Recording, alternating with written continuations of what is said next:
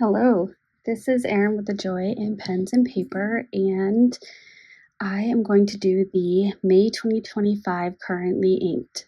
So these were the inks that I was considering for this month, and I will be very transparent. I really loved all of these inks. Obviously, I selected them and thought about inking them up as evidenced by placing them on this page.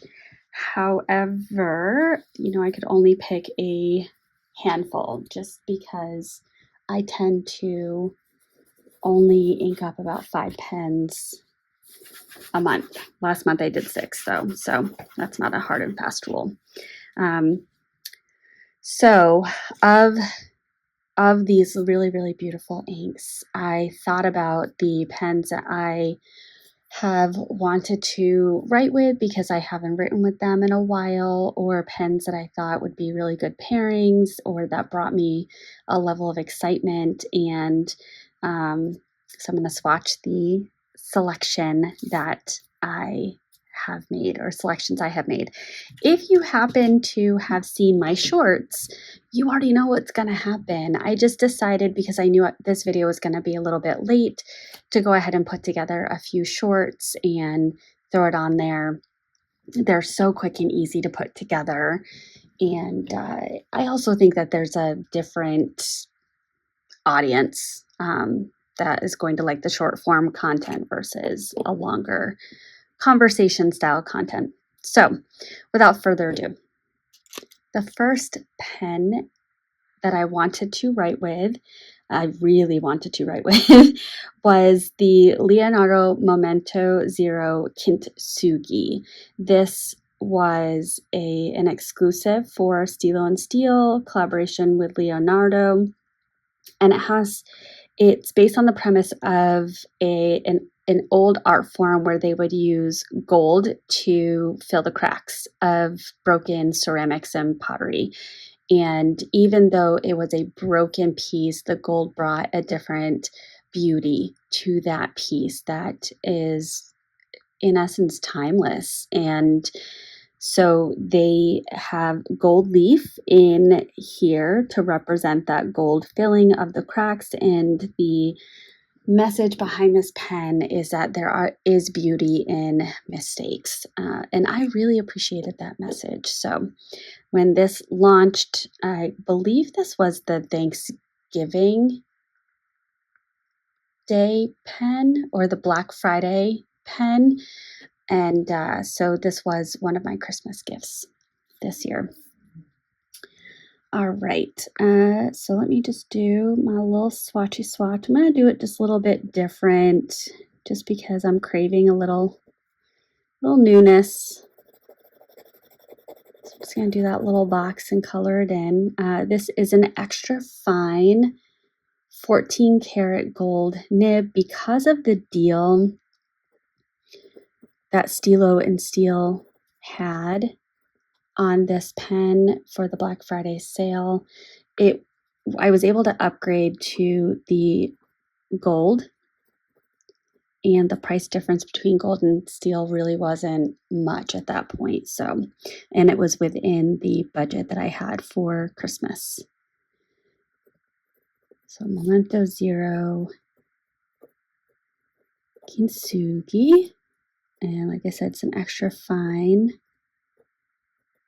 14 karat, as I usually do with my currently inked videos. However, if you're not somebody that frequents mine, first of all, welcome. Thank you for joining. I do have some other papers that I have swatched these pens on off to the side here, and at the end I'll take them out and compare. Okay, so this is inked up with Birmingham Pen Co. Timber frame.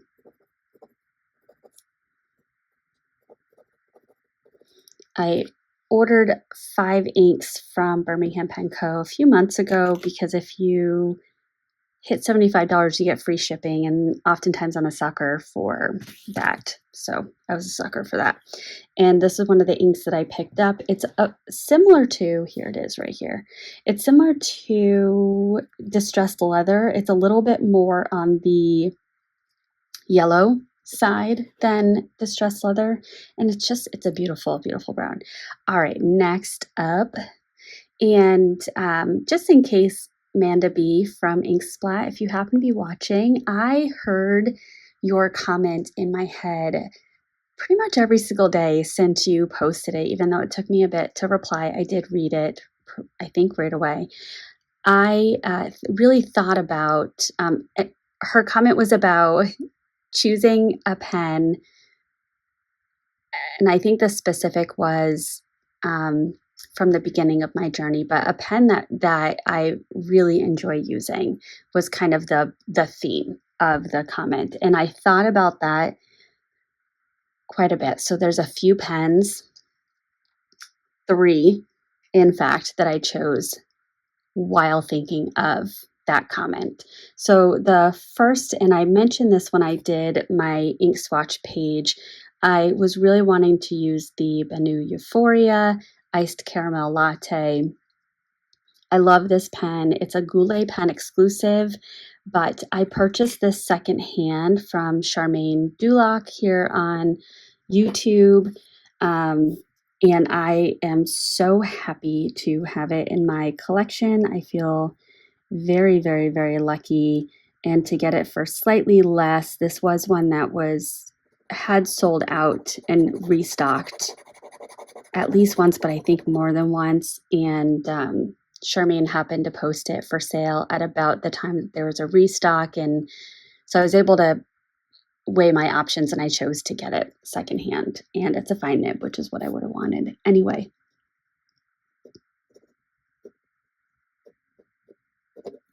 So Bene Euphoria Iced Caramel Latte.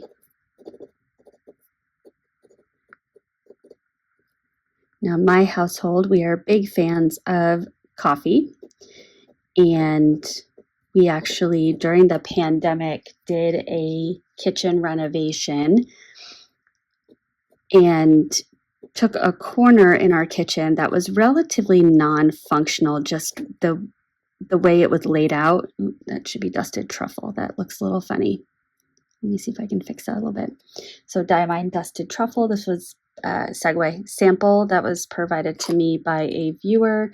And I don't know this to be true because this is my first time inking this sample up, my first time using this. But as I swatched it on some other papers, I'm wondering if this is one of those, what does Diamine call it?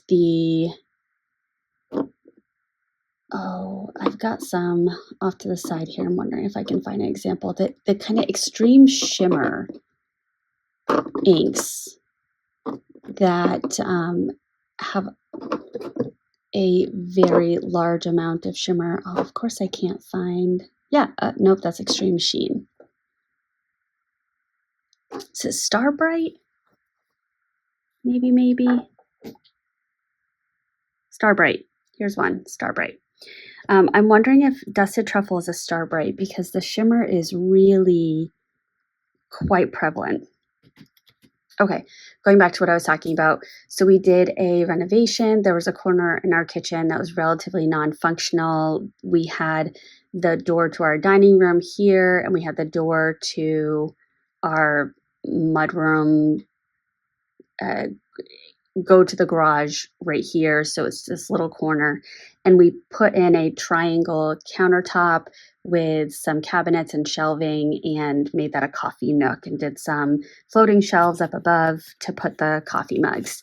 And I really enjoy, as a special treat, making an espresso beverage with some steamed milk and really kind of playing with that. And especially when people come over, I like to offer them a specialty coffee as a treat. So I love the name of the pen, where it is Iced Caramel Latte. Okay, Next up is a Lamy 2000. And this has an extra fine nib. I chose to get the extra fine because Simone had commented that it was like an architect nib, and at that point I was really wanting or starting to branch out into custom grind nibs. So I'm very pleased with it, and this is inked up with Pelican, Edelstein,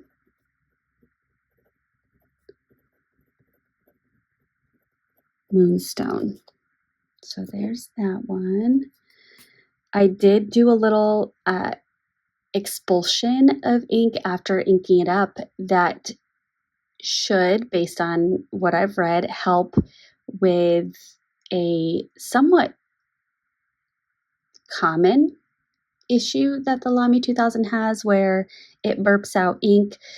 And I believe, just based on my personal experience, that when you're uncapping the Lamy 2000, if you do that really quickly and you've got that extra force or the air pulling out, that's where you're going to get the burping. So I do try to, when I uncap it, just be a little mindful or sensitive to how, with what amount of gusto I'm doing that. All right, next up is, and this is the second of the 3 pens. So this is the Galen Leather Co. collaboration with Narwhal, and it's a rose gold demonstrator pen. And this is one, very long story short, I got a gift card from my neighbor and very good friend for Christmas. I purchased this pen with that gift card and a little bit of my own money, and really loved the writing experience. It was such a great pen, and then had this freak accident at work where it fell and the pen, while capped, broke right here. So I did order a new one. I did decide to go up a nib size, and then I was able to pull the old nib out of the broken cap, which was difficult, but I did it. And so I have now the fine nib in the new body, and I've got the medium nib right here that I can swap out. I should put that in a little ink vial. But just like my first one, or sorry, this is my first one. So now I get to experience the really wonderful nib that I really loved to begin with. So happy.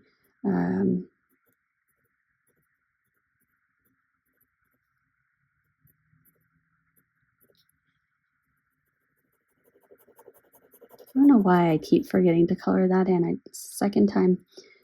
So this is a fine, and it's inked up with Diamine, Frosted Orchid.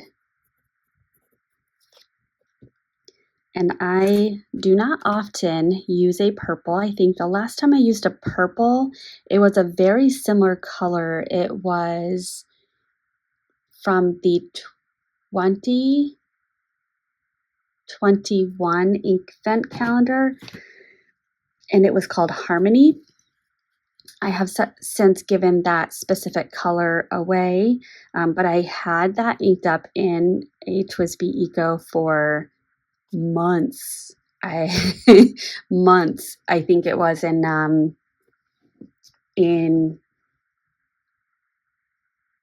2022. Am I getting my years right? Yes. Yeah, so I had it inked up for quite some time.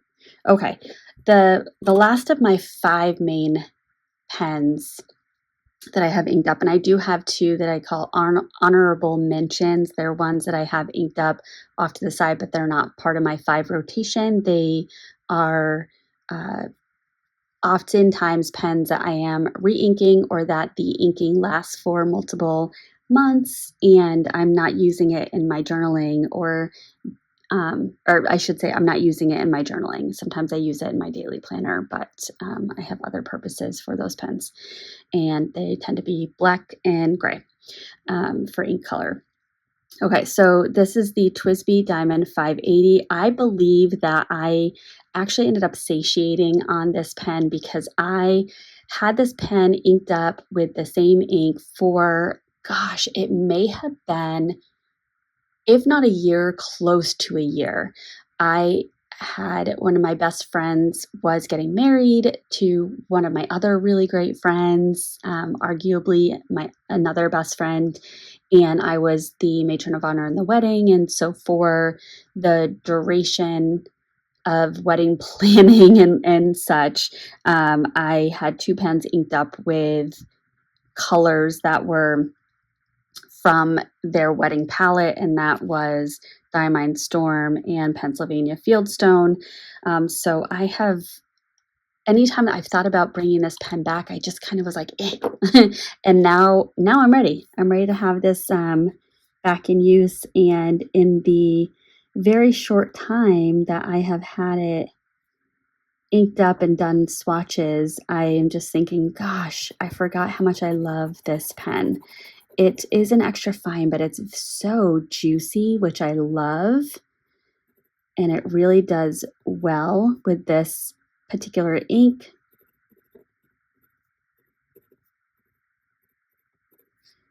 And this is the white rose gold with an extra fine nib. I still have it in my head at some point. I'm going to get the TWSBI Diamond 580 Mini, probably in the white and rose gold, but maybe in the smoke and rose gold.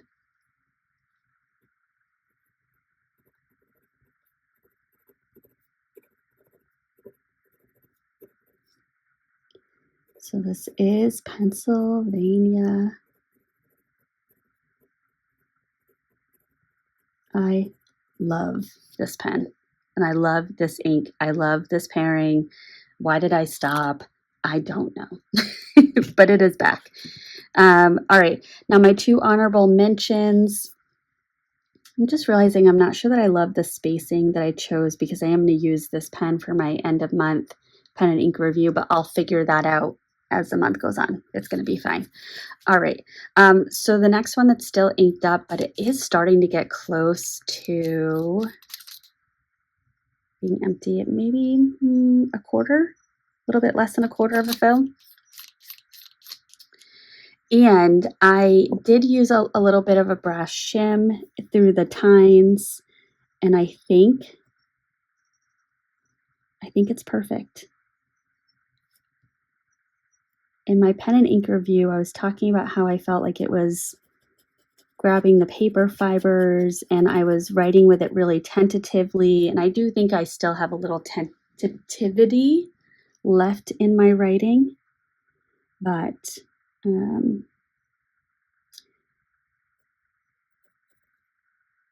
it's definitely writing wetter. Leonardo Momento. This is in jade, and it has an extra fine custom grind. Oh, that little spot. And this is inked up with Birmingham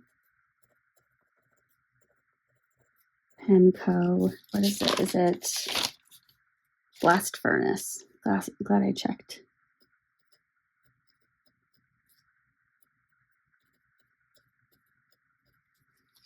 Yes, you can even see just comparing this to the others. I don't yet have, I think I have either found the sweet spot on the nib or using the brass shim was really helpful, but I'm still working on getting the muscle memory in place with feeling comfortable placing this really fine nib against the page. All right, and last but certainly not least is one of my newest pens. This is the Pilot Vanishing Point in matte black with an extra fine 18 karat black nib unit.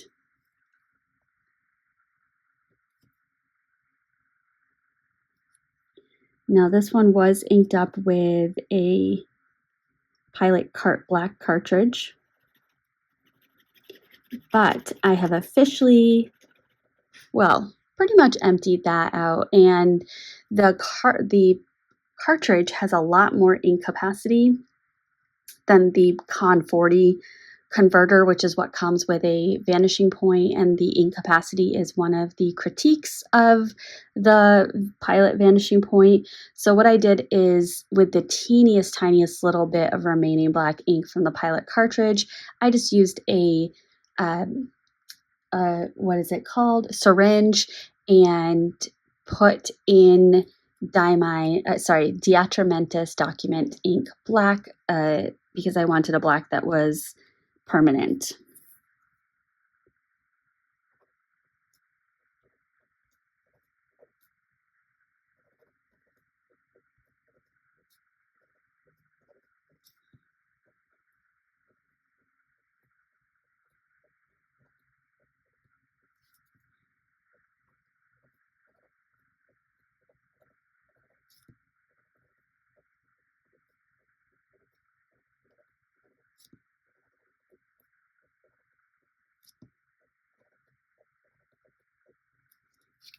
Beautiful.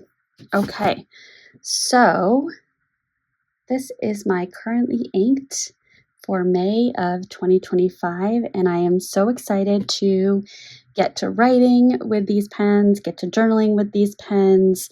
It's May 3rd, and I have been using the Leonardo Momento Zero Kintsugi the last couple of days in my planner, and I will probably, for the rest of the month, I might go in order, and each pen will take a week, because I've been enjoying having that experience in my planner as opposed to what I did, I think, all, if not the preponderance of last year. I used black or gray in my planner. So I'm bringing back the color in 2025, and I'm very pleased about it. So thank you. Oh, what am I doing? What am I doing? Let's compare. I'm just going to tuck this underneath. This is a Galen Leather Co. notebook with Cosmo Air light paper. And so just doing a side-by-side comparison. I do notice this is a Hobonichi A5 Tomoe River blank paper notebook. The Birmingham Pen Company Pennsylvania Fieldstone is a little bit more complex in the shading and the pronouncement of this kind of grayish brown that comes through, which is partly why I really love this ink. And it just is much more complex on the Tomoe River paper than it is on Cosmo Air Light. In my experience, Cosmo Air Light is so fascinating, but the word I tend to use is flat. The ink sits on top. It's a little bit more flat. The Moonstone, I think, got a bad rap on this one because there's a fingerprint right in the middle, so you're not seeing a ton of the color in that little swatch, but you can see the pronouncement of the shimmer on Dusted Truffle, which is why I'm wondering if it's a Starbright. I'm going to have to look that up. And I do think the timber frame is equally as enjoyable on both papers. It's just with how, in my opinion, it sits on top of the paper for the Cosmo Air Light, you're not seeing as much of the pen strokes as you are on the Tomoe River.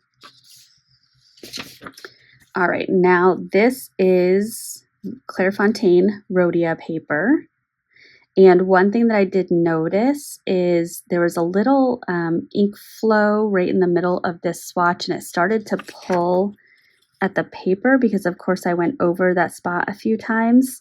And so I picked up the pen, wrote the word Bene, and then came back and finished the swatch, and it was fine. So I will keep an eye on that. It is a fine nib with a shimmer.